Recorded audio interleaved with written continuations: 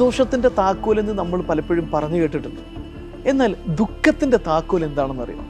മിക്കവാറും ആളുകൾ അവരുടെ ജീവിതത്തിൽ ദുഃഖം ഉണ്ടാക്കുന്നത് ഈ താക്കോലിട്ട് തുറന്നിട്ടാണ്. സന്തോഷിക്കാൻ ഒരുപാട് വഴികളുണ്ടെങ്കിൽ പോലും അതൊന്നും അവർ ശ്രമിക്കത്തില്ല.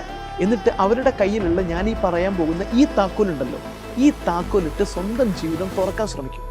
എന്നിട്ട് അതിലൂടെ നിരാശയിലേക്കും ദുഃഖത്തിലേക്കും എല്ലാം നിരന്തരമായിട്ട് വീണുകൊണ്ടിരിക്കും. ആ താക്കോലിൻ്റെ പേരാണ് മറ്റുള്ളവരുടെ ജീവിതമായിട്ട് നമ്മുടെ ജീവിതത്തെ കമ്പയർ ചെയ്യുന്ന കമ്പാരിസൺ പരിപാടി.